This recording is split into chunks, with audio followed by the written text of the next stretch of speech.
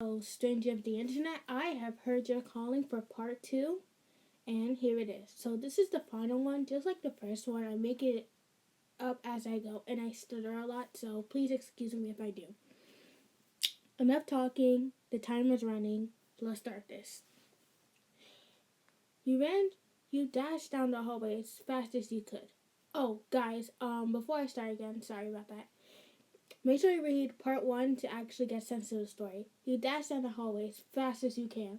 Todoroki chasing after you. You ran into the girls' dorm room and locked yourself in your dorm. Todoroki has been over your dorm room again, time and time again, so you knew exactly where your dorm room was. He knocked on the door softly, and then with tearful eyes, he replied, "What?" Todoroki was surprised. He never sees you this sad or angry, and he was also angry at the fact you had stitches over your mouth. He asked politely and calmly to come in. You, you neglected it at first, but just something just told you to let him in. So you unlocked the door and you let him inside. You both sat on your bed. Your eyes were still teary up. Your eyes were still teary. You tried to suck it up, but Todoroki just hugged you and said, "Let it all out."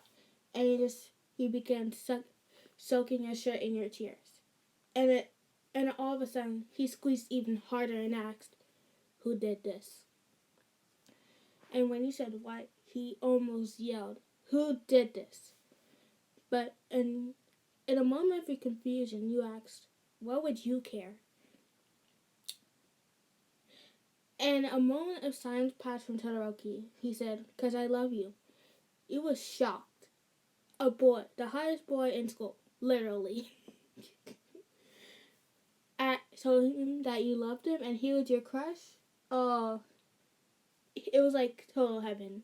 Oh, guys, I'm sorry, I forgot to say this part, but you were writing in your notebook. Because you have stitches for a mouth, you can't talk, so you're writing in your notebook while saying this. I forgot to say it. Excuse that, back to the story.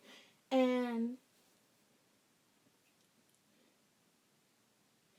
he said that, but since he couldn't kiss you with the stitches, he gave you a kiss on the cheek instead. So, tell me who did this.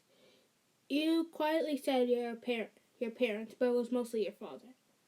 Todoroki had a look of disgust, anger, sadness, and rage all over his face, all mixed together. He hugged you again, even tighter this time. You could feel like your ribs were being crushed. Until you told him to stop because he was going to break your bones. He apologized and said that he had to get up and do something.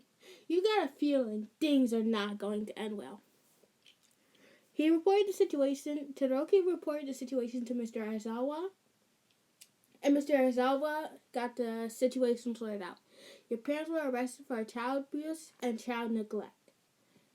Because as you were a child, they never cooked you, never cleaned for you. You always had to wash your own clothes or wear dirty clothes to school. Since you had no parents, Daizawa decided to adopt you. So your sister became your Eri was now your sister, and Shinzo was now your brother. Things got better after that. Soon enough, you had enough for Todoroki's help. He was able to get plastic surgery. They were able to remove the stitches from your mouth, and they were able to fix back your lip even after they did it. The next thing you wanted to be like was Dad when he took off his mask. Ugh. You saw that one time when he was fighting him in battle, and that scarred you for life. So now you and Todoroki could finally kiss. It was the best moment of your life. Soon enough, this is my ship, don't worry. Izuku and Ochaka got together, and you couldn't be happier for them. And so did Mina and Kirishima, Jiro and Denki, and Bakugo got up with some other girl named Ayako. It was all joy It was all joy and happiness. And things were never like before. Of course, you were still skeptical. Every time, like, Mr. Aizawa, like, said something and, like, raised his hand up to you, you, like, got into a defense position.